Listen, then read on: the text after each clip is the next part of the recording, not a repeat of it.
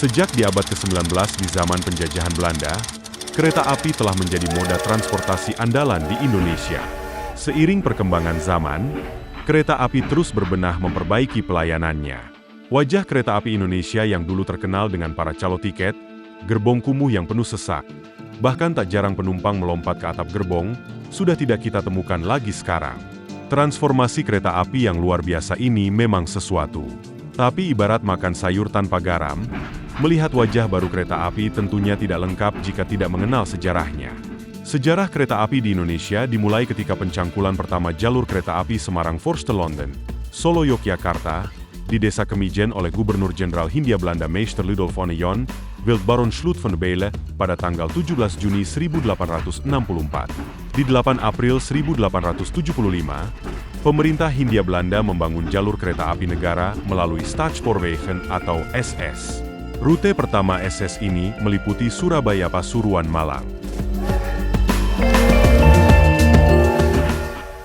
Perjalanan kereta api di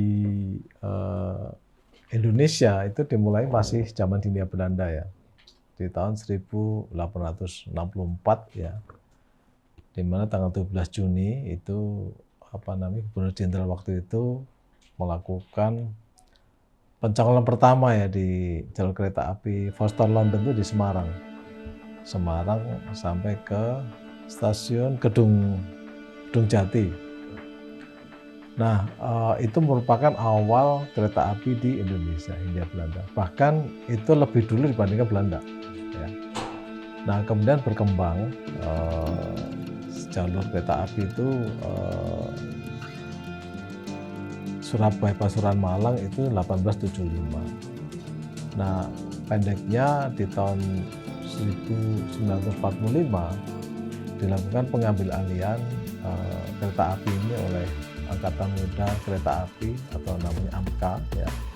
Dan secara sejarah itu kita menyatakan bahwa kereta api itu menjadi milik RI itu tanggal 28 September 1945 ya, 28 September, sehingga nanti kita akan berulang tahun yang ke-79 seperti usia Republik ini ya. Kereta api ini terus bertransformasi ya dalam eranya masing-masing ya. Kemudian di tahun 2009 itu Pak Jonan masuk ya, itu melakukan transformasi yang pertama ya, di mana yang budaya kereta api yang dulu sampai naik di atas gerbong itu ya, kemudian melakukan penertiban stasiun, penjual nggak beraturan itu ditata, dirapikan ya, sehingga mulailah ada transformasi. Nah, Pak Jonan itu ada di kereta api sampai 2014 ya. Beliau masuk kabinet menjadi Menteri Perhubungan. Apakah transformasi itu terhenti? Enggak. Jadi transformasi kereta api itu terus berlanjut ya, terus berlanjut.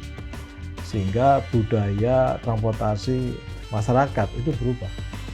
Yang dulunya nggak tertib jadi tertib ya. Kemudian dengan sistem tiketing kita yang baru ya, itu dengan sistem yang baru, sehingga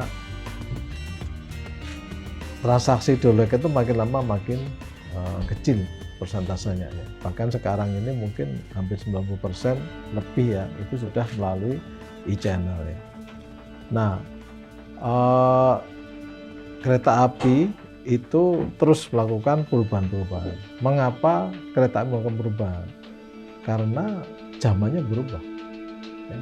Dan eranya pelanggan juga berubah, penumpang berubah. Saat ini itu 85% penumpang kereta api itu sudah usianya di bawah 40 tahun. Jadi milenial ya. Bahkan Gen Z ini akan masuk terus ya. Nah, ini makin besar, data menunjukkan itu. Nah, apa yang dilakukan kereta api ya, tahun 2013 misalnya untuk KRL ya, itu sudah pakai e-ticketing ya, pakai kartu KRT ya. Nah, kemudian 2014 itu mulailah era tiketing dengan akses ya, KAI akses. Itu tahun 2014 ya, sudah habis 10 tahun tuh sekarang ya. Nah, check-in dan boarding pass ini 2016 kita terapkan ya, sehingga sekarang modelnya udah pakai check-in dan dengan boarding pass ya. Nah, apakah itu berlanjut ya 2017 kita melakukan peremajaan kereta, di mana pada saat itu kita membeli 438 kereta baru ke Inka yang stainless steel ya. Nah itu sampai dengan tahun 2019 ya. Nah kemudian 2018 itu bagian daripada yang kita pesan itu ada yang kelasnya luxury ya. Dulu hanya kelas ekonomi, bisnis dan eksekutif, maka 2018 itu ada kelas luxury. Ya, luxury itu tempat duduknya hanya 26 seat ya, kalau yang eksekutif 50 ya. Nah kemudian 2019 itu kereta api mengalami masa kejayaan ya, di mana pendapatan total bisa 22,6 triliun ya, di mana angkutan penumpang sendiri mencapai 9,6 triliun, sejarah tertinggi waktu itu. Namun di tahun 2020 kita mengalami pandemi ya, kita mengalami pasang surut. Dari yang semula kita untung 2 triliun, kita menjadi rugi 1,7. Terus 2021 kita rugi juga 400 miliar. Namun di tahun 2021 kita sudah mengalami keuntungan kembali ya. Walaupun keuntungan kita masih kecil ya, tetapi kita sudah mengalami keuntungan. Nah, inovasi kereta api terus berlanjut ya, di mana tahun 2021 kita melakukan percepatan waktu tempuh ya. Jadi kalau dulu itu ke Jogja itu 7 jam, kita sekarang persingkat jadi 6 jam. Ke Solo 8 jam kita singkat jadi 7 jam, dan ke Surabaya yang dulunya 9 jam kita persingkat menjadi 8 jam 10 menit ya. Nah ini ceritanya akan berlanjut ya. Terus kemudian kita juga meluncurkan masak di kereta, yaitu kita meluncurkan di tahun 2022. Kemudian kita juga meluncurkan kereta panoramik ya. Panoramik itu tahun 2021 juga. Nah untuk yang terakhir 2022 kemarin kita meluncurkan kereta compartment switch ya. Jadi layanan kereta api itu dari ekonomi, bisnis, eksekutif dulunya, luxury tahun 2018, kemudian ada panoramik, kemudian ada compartment switch ya. Nah ini akan memberikan suatu pengalaman baru ya bagi masyarakat. Jadi ini saya rasa yang kita akan terus lanjutkan, dan kita sekarang sedang dalam proses untuk melakukan percepatan waktu tempuh ya. Nanti ke Surabaya itu yang sekarang 8 jam kita akan tekan lagi ya, nanti kepalanya 7 ya. Kita lagi upayakan ini bersama-sama dengan teman-teman di prasarana dan sarana. Ke Jogja dan ke Solo pun juga akan dipercepat ya. Mengapa kita lakukan? Karena kita juga ingin bersaing dengan moda transportasi yang lain, sehingga waktu tempuh perjalanan kereta api ini tetap bersaing, tapi yang paling penting adalah selamat, nyaman, dan tepat waktu. Tahun 2023 itu kita menyelesaikan 2 proyek strategis nasional, yaitu adalah kereta cepat Jakarta-Bandung dan LRT Jabodebek. LRT Jabodebek itu diresmikan Bapak Presiden, pengoperasiannya tanggal 28 Agustus 2023 ya. Dan alhamdulillah kereta LRT yang menyusuri dari Bekasi Timur ya, di Jatimulya ke Cawang dan Duku Atas, dan juga dari Harjamukti Cibubur ke Cawang dan Duku Atas sepanjang 42 km. Ini diterima masyarakat dengan baik ya. Sekarang ini bahkan angkutan hariannya itu mencapai 79.000 ya.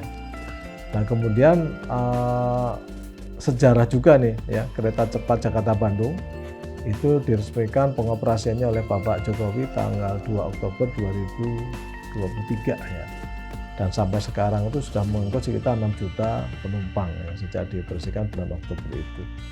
Itu memang transformasi yang luar biasa, secara luar biasa, karena kereta cepat Jakarta-Bandung ini merupakan yang pertama di Asia Tenggara dengan kecepatan 350 km per jam. Kereta cepat Jakarta-Bandung ini, jadi traffic angkutan ini sampai sekarang sudah mencapai 4 juta penumpang ya. Nah, traffic tertinggi itu 24.000. Ini pada hari Sabtu waktu Pak Jokowi ke Bandung ya, waktu mau meresmikan sepak bola itu ya. Nah, secara average ya penumpangnya itu antara 14.000 sampai 16.000 ya. Memang ini belum optimal karena di dalam review FS yang terakhir bangkitan penumpang yang diharapkan itu 29.000. Nah, untuk tahun ini ya semester 1 2024 penumpangnya sudah mencapai 2.665.000 penumpang ya. Nah, ini memang agak challenging ya di kereta cepat ini karena dengan bangkitan penumpang yang belum sesuai harapan ini, maka kita harus betul-betul melakukan upaya-upaya agar operasi kereta cepat ini tetap kita jalankan dengan baik gitu.